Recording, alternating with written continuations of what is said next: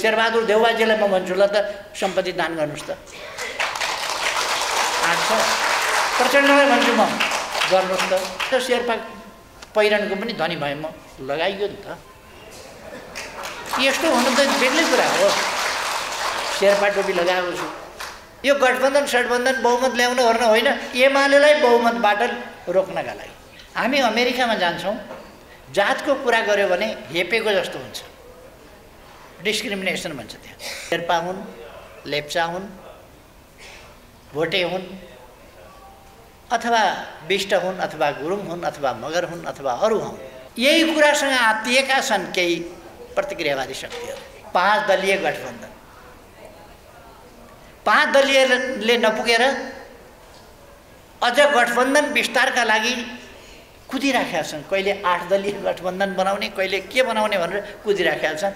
यस देशलाई ओह्रालो लाग्न नदिन, यस देशलाई अगाडि बढाउन, यस देशलाई माथि उठाउनका लागि नेकपा एमाले चाहिएको छ। शेर्पा भनेको कुवाको भ्यागुतो जस्तो होइन, त्यो चाहिँ आकाशमा धेरै उचाइबाट उड्ने चिल जस्तो। त्यो त बसाइ नै उसको अल्गो ठाउँमा हुन्छ, हेर्दैखेरि पनि डाँडाबाट कहाँसम्म पल्लो डाँडा पल्लो डाँडा पल्लो डाँडा, त्योभन्दा पल्लो डाँडा। म जेलबाट छुटेपछि 14 वर्ष त कुँजियाएर राखेको जेलमा मलाई।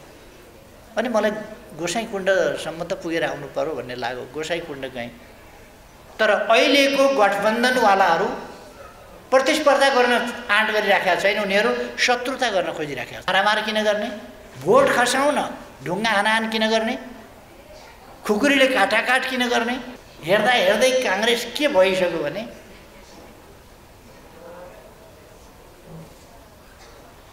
मान्छे त ठिकै छ, 73, 75, 80, 85, 90 मा अलिकति बुढौती लाग्छ। एउटा पार्टी त जवान हुन्छ नि 80, 90, 100, 200 वर्षमा। काङ्ग्रेस के भएको, लौरो टेकेर पनि अडिन नसक्ने भइसक्यो। उनीहरूले भनेछ नेपालमा 1 नम्बर भ्रष्टाचारी केपी ओली भनेर। मैले पार्लियामेन्टबाट बोलेको थिएँ नेपाली कांग्रेसका र अरू पार्टीका पनि नेताहरूकोसँग। मैले मेरो श्रीमतीका नामको सम्पूर्ण सम्पत्ति राज्यका नाममा, संस्थाका नाममा गरिदिएको छु। मेरो सेकपछि सम्पूर्ण सम्पत्ति, चल अचल सम्पूर्ण सम्पत्ति, ब्याङ्क ब्यालेन्स होस् कि घर होस् कि घडेरी होस् कि जमिन होस् कि गाडी होस् कि जे छ मसँग, त्यो सबै राज्यको हुन्छ।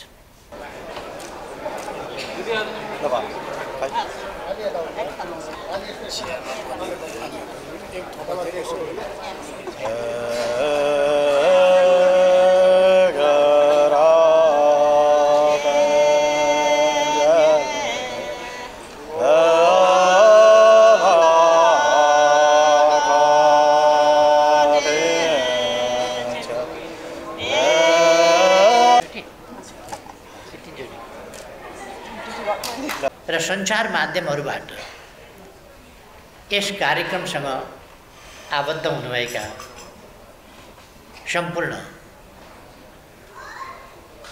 हिमाली भेग र अन्यत्रका नेपालभित्र र नेपाल बाहिर रहेका सम्पूर्ण दिदीबहिनी तथा दाजुभाइहरू,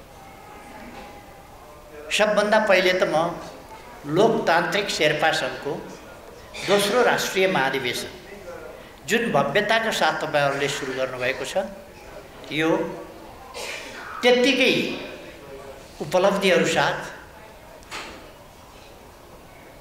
पूर्ण रूपमा सफल होस् र यसले आफ्ना विगतका कामहरूको संक्षिप्त समीक्षा अर्थात् मोटो समीक्षा, अहिलेको स्थितिको आकलन र आगामी दिनमा लोकतान्त्रिक शेर्पा सङ्घले गर्नुपर्ने कामहरू, पूरा गर्नुपर्ने उत्तरदायित्व, यसका सामु रहेका चुनौतीहरू, तिनको समाधान कसरी गर्ने भन्ने सम्बन्धका नीति योजनाहरू सहित आफ्ना कामहरू तय गरेर र ती कामहरू साकार पार्ने योग्य नेतृत्व निर्माण गरेर यो अधिवेशन भव्य ढङ्गले सफल हुनेछ भन्ने मैले विश्वास लिएको छु। तदनुसार नै मेरो सफलताको निम्ति धेरै धेरै शुभकामना छ।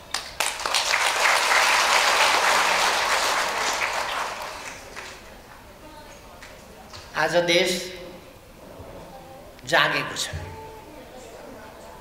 जनता जागेको छ। अब दुर्गम ठाउँका हिमालका खोजहरूका, हिमाल पारीका खोजहरूका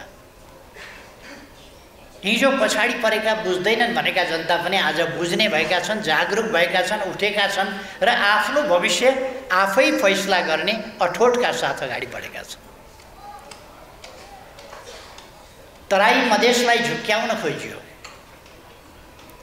तराई मधेसलाई झुक्क्याएर गलत बाटोमा लान खोजियो। आज तराई मधेस जागरुक भएको छ र सही बाटो पहिल्याउँदै अगाडि बढिरहेको छ।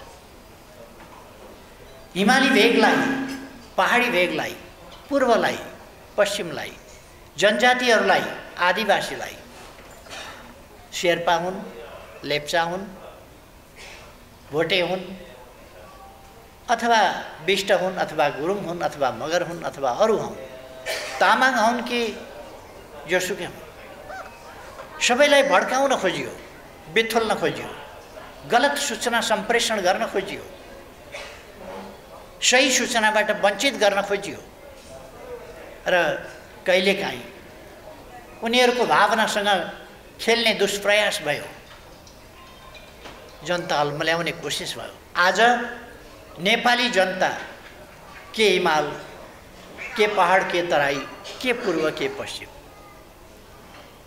आज ताप्लेजुङको कञ्चनजङ्घा परीको घुम्सादेखि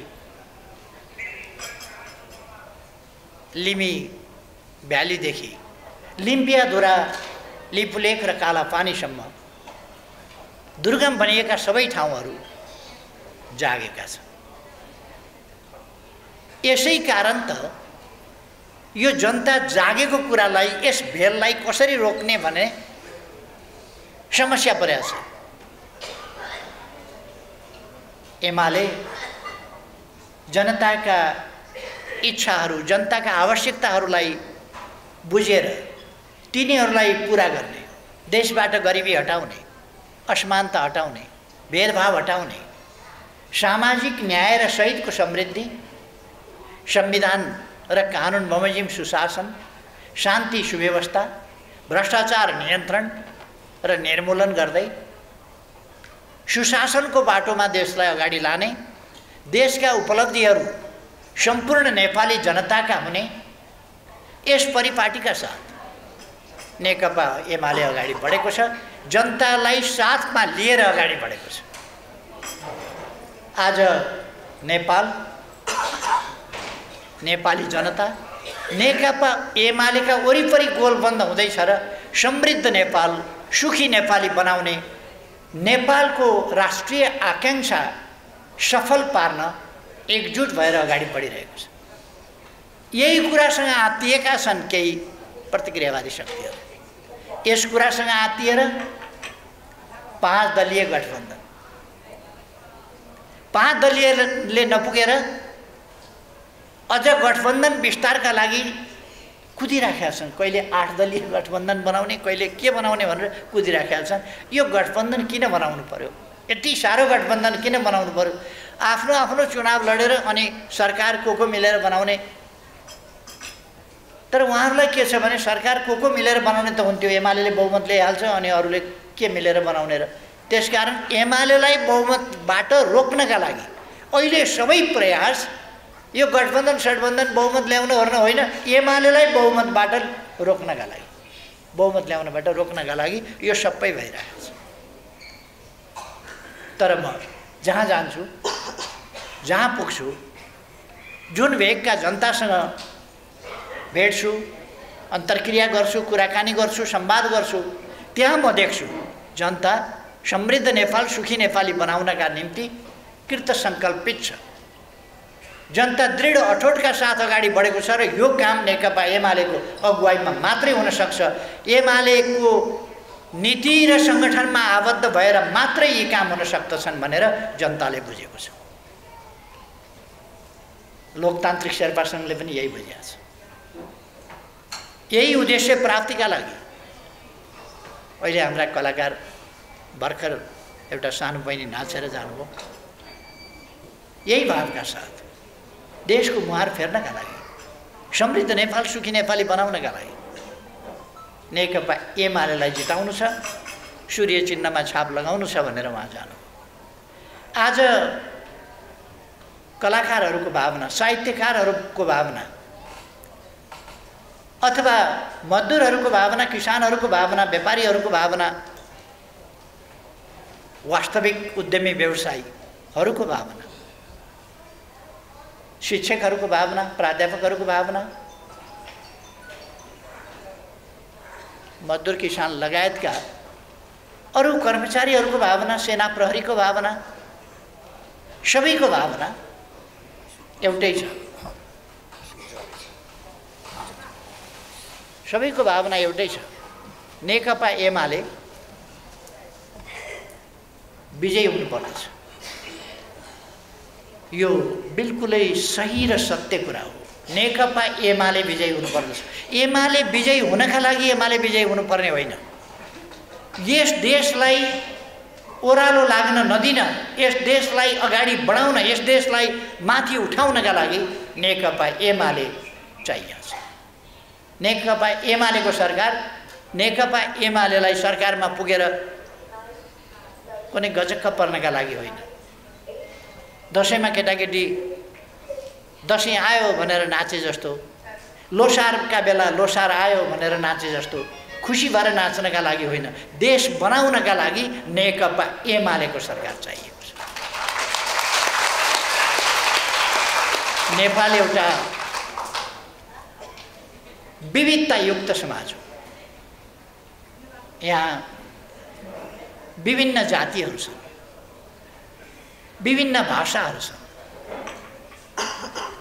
विभिन्न वेश छन्, विभिन्न संस्कृतिहरू छन्, विभिन्न खानेकुराहरू छन्, विभिन्न पहिरन, विभिन्न परिकार, विभिन्न संस्कृति, विभिन्न भाषा, विभिन्न नाच, विभिन्न गाना, विभिन्न प्रकारका बाजा वाद्यवादन, यी सबै छन् र विभिन्न संस्कार र संस्कृतिहरू छन्। त्यस्तोको सङ्गम भएको सानो देश, ठुलो संस्कृति, ठुलो सांस्कृतिक सम्पदा र सम्पन्नता। विविधता भनेको के हो? सम्पन्नता हो। बाजामा एउटा मादल मात्रै भएको भए गजब हुन्थ्यो होला र। यहाँ टुङ्ना पनि छ,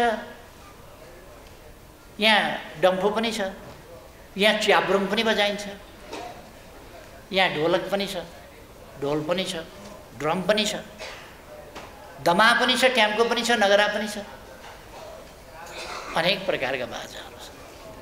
तब नै नेपाल सांस्कृतिक हिसाबले सम्पन्न छ। यसलाई हामीले मादल र ढोलकका बीचमा, टेम्को र दमाका बीचमा झगडा लगायो भने बाजा बज्दैन। टेम्को बजिराखेको छ तर त्यसको ताल मिलाउनका लागि ड्याममा फेरि दमा चाहिन्छ, त्यसको लय मिलाउनका लागि ज्याममा ज्याम्टा चाहिन्छ। यसो भएर यिनीहरूको बीचमा झगडा होइन, यिनीहरूको बीचमा एकता चाहिन्छ, यिनीहरूको बीचमा ताल मेल चाहिन्छ। हामी 100 थरी बाजा एउटै धुन के भन्ने गीत गाउँछौँ नि, 100 थरी बाजा एउटै ताल, 100 थरी नाच हुन्छ, एउटै चाल हुन्छ। यो नेपालको विशेषता हो। नेपालमा जातीय राजनीति, जातीय राज्य अनेक भनेर नेपाली जनतालाई भड्काएर लडाईँ लगाउने कहिल्यै नटुङ्गिने लडाईँ। किन कुन जात नेपालबाट सिद्ध्याएर लडाईँ टुङ्गिन्छ? कुनै जात सिद्ध्याएर लडाईँ टुङ्गिने हो र? यो त एउटा भावनामा बगाइदिने मान्छेहरूलाई, एकता हुन नदिने। हामीले इतिहासमा हेरेका छौँ, भर्खरैको कुरा हो, केही वर्ष अगाडि मात्रै रुवान्डा केही महिनामा, 3-4 महिनामा 10 लाख मान्छे केही पनि कारण छैन मारामार गरेर सिद्धिए आपसमा। हुतु र तुत्सी भन्ने दुईटा जात उनै अफ्रिकी जात हो। दुईटा शाखा होला, दुईटा खानदान होला। तीका मान्छे हुतु अलिक बढी सङ्ख्यामा, तुत्सी अलिक सानो सङ्ख्यामा, जति सङ्ख्या भए पनि के भएर परस्परमा घृणा गर्ने, मारामार थाल्ने। अहिले त्यहाँ उनीहरूले यस्तो संविधान बनाए, जात लेख्न पाइँदैन, थर मात्रै लेख्नुपर्छ, नाम मात्रै लेख्नुपर्छ, जात भन्ने उल्लेख गर्न पाइँदैन। हामी अमेरिकामा जान्छौँ, जातको कुरा गर्यो भने हेपेको जस्तो हुन्छ, डिस्क्रिमिनेसन भन्छ त्यहाँ, त्यो हुन दिँदैन।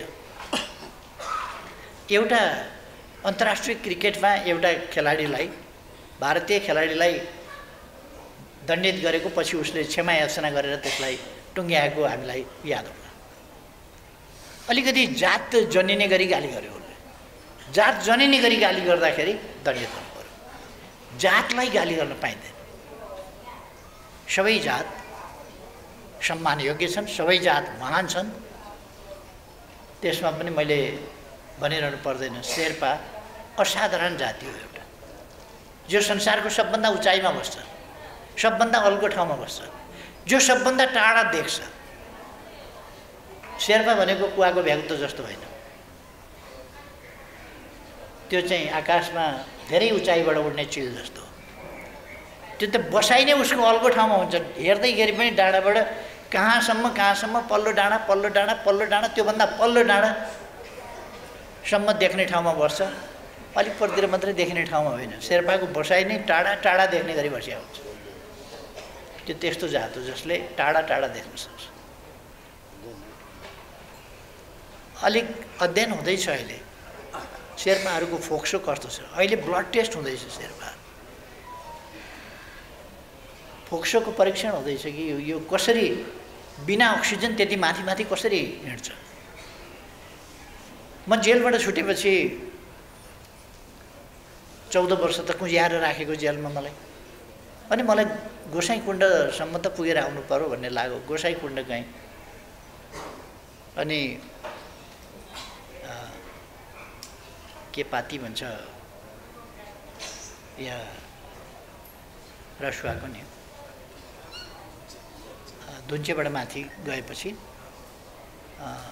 कस्तो मैले अहिले बिर्सिदिएँ नि ठाउँ, लौरीबिन्नाभन्दा अलिक तल गाउँ छ नि,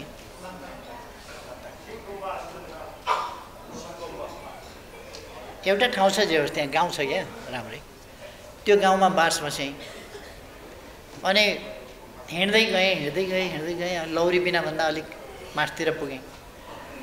एकजना युवा चाहिँ फर्किँदै रहेछ, अनि अब कति माथि छ गोसाइँकुण्ड भनेको, यहीँ माथितिर हो भने। अनि तपाईँ कहिले जानुभएको भनेर, अघि गएको। कहाँबाट जानुभएको भने धुन्सेबाट अघि गएको अरे, अनि त्यहाँ नुहाइधुवाइ गरेर यसो एक कप चिया खाएर फर्केको, खानासाना खाएर फर्केको के गरेर। अब उसले त अघि धुन्सेबाट हिँडेको, धुन्सेबाट अघि हिँडेको मान्छे अघि नै गोसाइँकुण्ड पुगेर नुहाइधुवाइ गरेर खानासाना खाएर फर्किने मान्छेले त गोसाइँकुण्ड यहीँ माथि भन्ने भयो। अनि हामीलाई चाहिँ कति घन्टा लाग्छ भनेर सोध्यौँ हामीले। खोइ तपाईँहरू हिँड्दै हिँड्नुहुन्न न, अब कति लाउनुहुन्छ भनेर। अनि अलिक माथि पुग्यौँ हामी।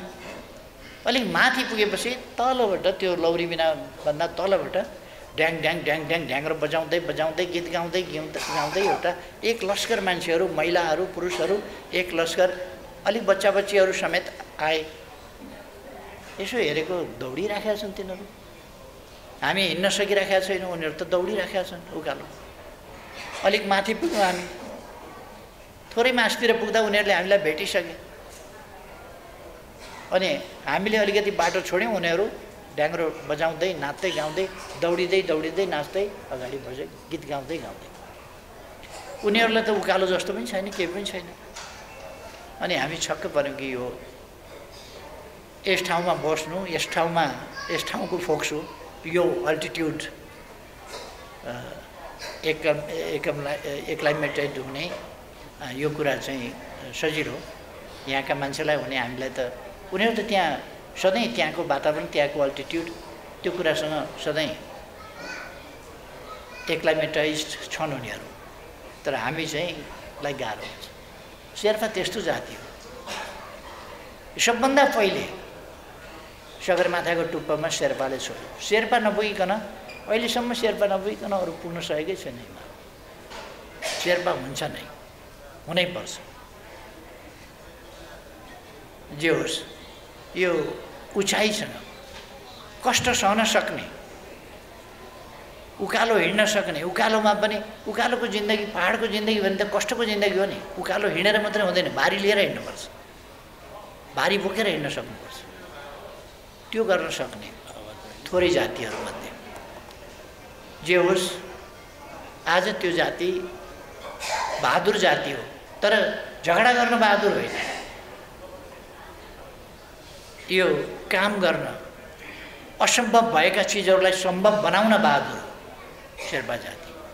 म साथीहरूलाई आग्रह गर्न चाहन्छु, आफ्नो जातिप्रति हामी गर्व गरौँ र शेर्पा एउटा गौरव गर्न लायकको जाति हो। अब यसले विचारमा पनि गल्ती गर्नु हुँदैन। मैले अघि नै भने, यो टाढा हेर्न सक्ने, समृद्ध नेपाल, सुखी नेपाली कसरी बनाउन सकिन्छ भनेर हेर्न सक्ने फार साइटेडनेस, दूरदृष्टि भएको जाति हो। त्यसकारण यस जातिले गल्ती गर्दैन। यसले अवश्य नै सही ढङ्गले आफ्नो गन्तव्य पहिल्याएको छ भन्ने मैले ठानेको छु। हामी सामाजिक सद्भाव, म नेपाली जनतालाई धन्यवाद भन्न चाहन्छु।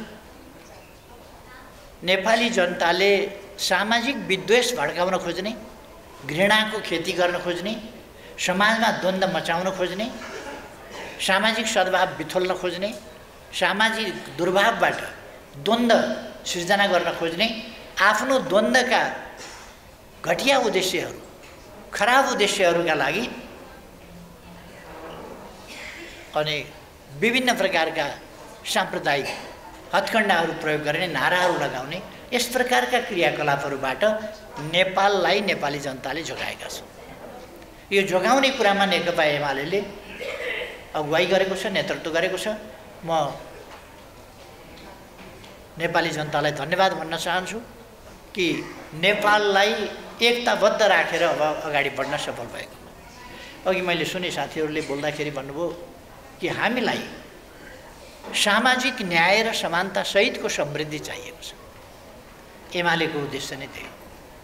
शान्तिपूर्ण नेपाल, समृद्ध नेपाल, आधुनिक नेपाल, सुविधा सम्पन्न नेपाल, सामाजिक न्याय र समानता सहितको नेपाल, भयरहित र आत्मसम्मानयुक्त ढङ्गले बाँच्न पाउने नेपाल, के खाउँ के लाउँ भन्ने अवस्था नभएको, गरिबीका रेखामुनि जनता छ भन्न नपरेको यो धरती र हाम्रो देश, हाम्रा जनतालाई अरू डबल जनसङ्ख्या, योभन्दा 2 गुणा जनसङ्ख्या भए पनि खुवाउन पुग्ने गरेको हामीसँग जमिन छ, उर्वर जमिन छ, यस्तो प्रकृति छ।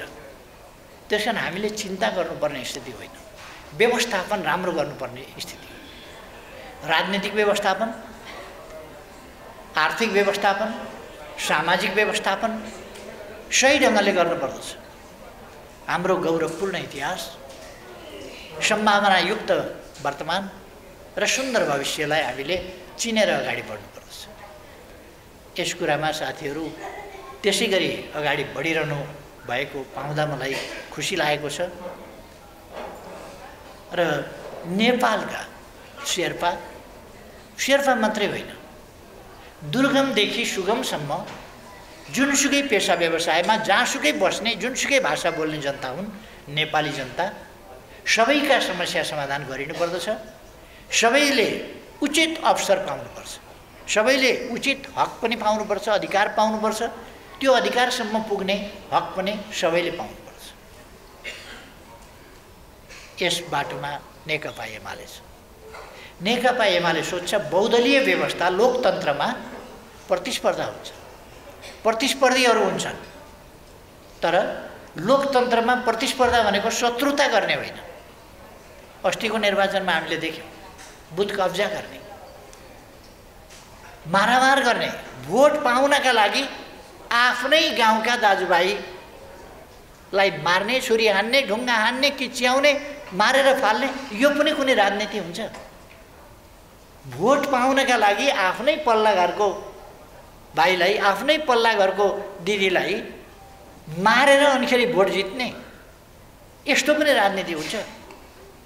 त्यसै कारण मैले भन्ने गरेको छु, लोकतन्त्रमा प्रतिस्पर्धा हुन्छ, शत्रुता होइन। तर अहिलेको गठबन्धनवालाहरू प्रतिस्पर्धा गर्न आँट गरिराखेका छैन, उनीहरू शत्रुता गर्न खोजिराखेका छन्, जो लोकतान्त्रिक तरिका होइन। शत्रुता होइन, प्रतिस्पर्धा गर्नु। शत्रुताले जेसुकै गरे पनि, जति कमजोर भए पनि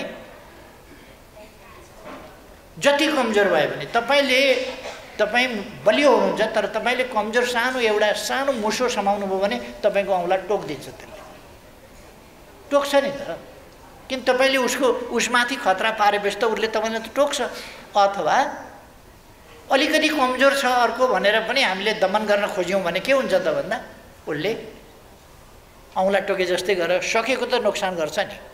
त्यसले समाजमा द्वन्द्व सिर्जना हुन्छ। त्यसकारण अनेक हिसाबले हिजो द्वन्द्व सिर्जना गर्न सकेनन्, जातीय हिसाबले द्वन्द्व सिर्जना गर्न सकेनन्, क्षेत्रीय हिसाबले सकेनन्, मधेस भनेर सकेनन्। क्षेत्रीयतावादी नारा लगाएर, जातीयतावादी नारा लगाएर, अरू लगाएर सकेनन्। अब राजनीतिक हिसाबले राजनीतिमा प्रतिस्पर्धा गरौँ न, मारामार किन गर्ने? चुनाव लडौँ न, मारामार किन गर्ने? भोट खसाउँ न, ढुङ्गा हानाहान किन गर्ने? खुकुरीले काटाकाट किन गर्ने? त्यसकारण यो गठबन्धन एक्लै लड्ने आँटै गर्दैन, त्यो भित्रका कोही पनि। बिचरा कांग्रेस माया लाग्छ मलाई। हेर्दा हेर्दै कांग्रेस के भइसक्यो भने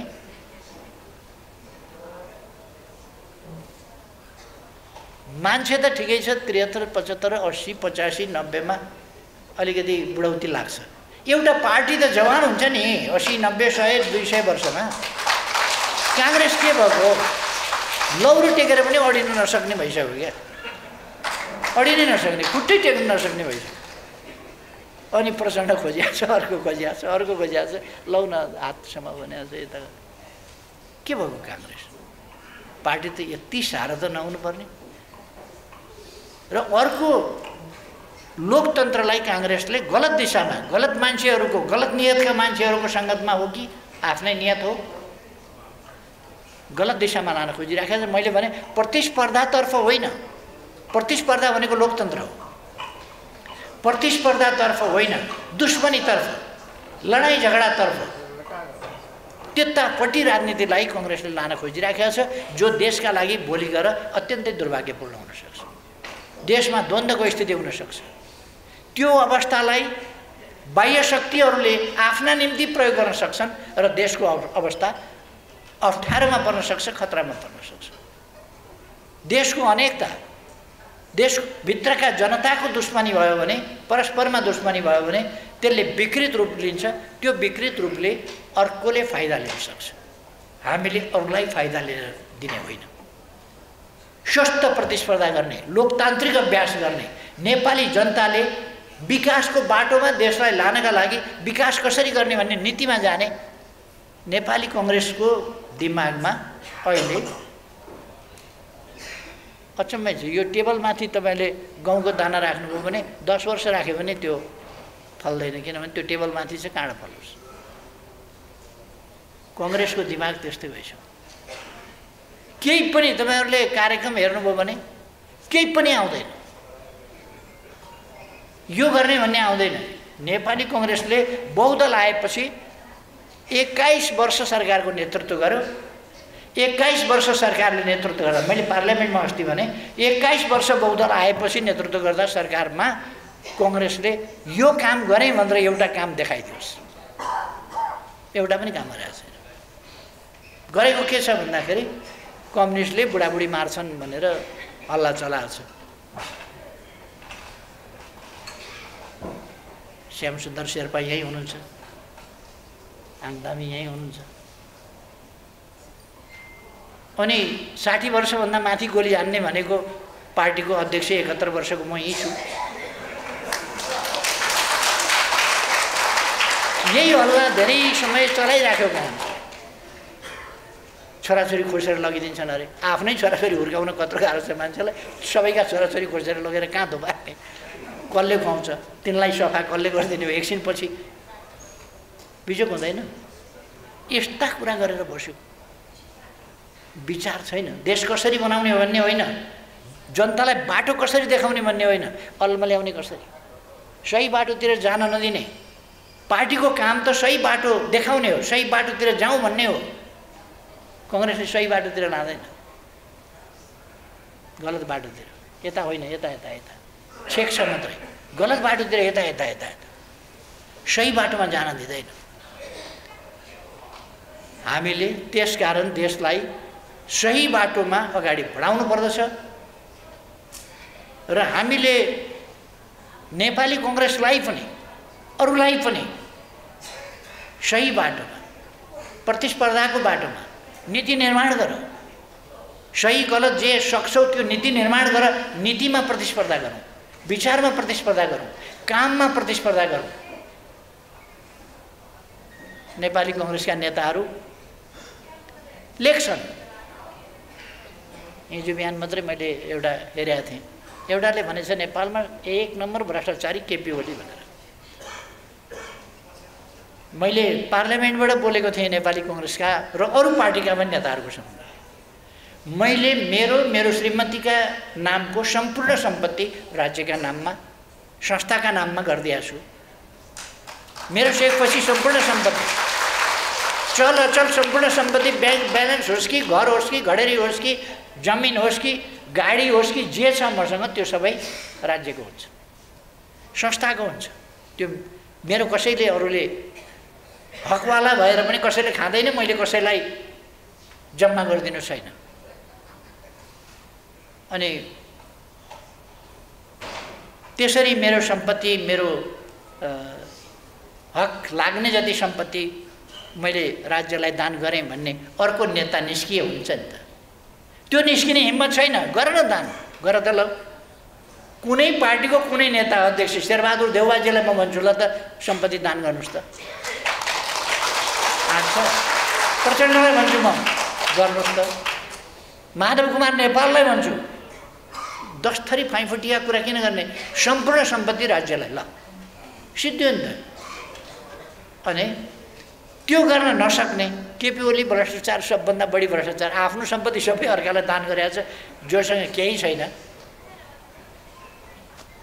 आज शेर्पा पहिरनको पनि धनी भए म लगाइयो नि त। यस्तो हुनु त बेग्लै कुरा हो। शेर्पा टोपी लगाएको छु, बखु लगाएको छु, हुँदो रहेछ नि। तर यो राज्यलाई ठगेर लिएको होइन, राज्यलाई ठगेर लिन्न, त्यति मैले भन्न खोजेँ। र हामी देशको राजनीतिलाई सही ढङ्गले अगाडि बढाउन एमाले मजबुत हुनुपर्दछ, एमाले जित्न पर्दछ, एमालेको सरकार हुनुपर्दछ, अनि मात्रै देश स्वस्थ ढङ्गले अगाडि बढ्छ। त्यसकारण फैसला गर्ने जनताले हो, 8 दलले हो र 5 दलले हो र 6 दलले हो र 10वटा रित्ता टाउका जम्मा भएर बहुमत आउने हो र। तपाईँ हामी आम नेपाली जनताले सङ्कल्प गर्नु परेको छ एमालेको सरकार बनाउने। त्यो भएपछि 10वटा चाहिँ टाउका जोडिए पनि के भयो र, 5वटाका ठाउँमा 10वटा टाउका जोडिए पनि केही हुँदैन। अब यसो भएर म साथीहरूलाई आग्रह गर्न चाहन्छु, हामीले हाम्रा दाजुभाइ दिदीबहिनीहरूलाई भ्रममुक्त गर्न सक्रिय हुनुपर्दछ, गति साथ सङ्गठन गर्नुपर्दछ, आफ्नो सदस्यता वितरण गर्नुहोस्, सबै शेर्पा समुदायमा आफ्नो सदस्यता पुर्याउनुहोस्, सबैलाई सङ्गठित गर्नुहोस्, सबैलाई भ्रममुक्त गर्नुहोस्, अल्मल्याउनुहोस् होइन, स्पष्ट पार्नुहोस्, अँध्यारो बनाउनुहोस् होइन, ज्योति छर्नुहोस्, आफै अगुवा भन्नुहोस्। मेरो साथीहरूलाई आग्रह छ। अब अर्को ठाउँमा फेरि पार्टी प्रवेशको कार्यक्रम लगायत अरू कार्यक्रमहरू छन्। तीजको एउटा कार्यक्रम भइराखेको छ, त्यहाँ पनि पुग्नुपर्ने छ, आउँछु पछि भनेर मैले खबर गरेको छु उहाँहरूलाई। फेरि बेलुकासम्म महिला दिदीबहिनीहरूको तिजमा त फेरि राति अबेलासम्म बस्न गाह्रो हुन्छ उहाँहरूलाई। त्यस कारण म गइ पनि हाल्नुपर्नेछ र म यहाँहरूको यस दोस्रो अधिवेशनको भव्य सफलताको निम्ति फेरि शुभकामना व्यक्त गर्दै र अब जे बाँकी कामहरू छन् अत्यन्त छोटोमा गर्ने गरी तयारीका साथ बसेर छोटोमा गरेर म हिँड्नुपर्ने कुरा म साथीहरूलाई निवेदन गर्न चाहन्छु र सबैमा सुस्वास्थ्य रहोस्, सबैको भलो होस्। धेरै धेरै शुभकामना। धन्यवाद।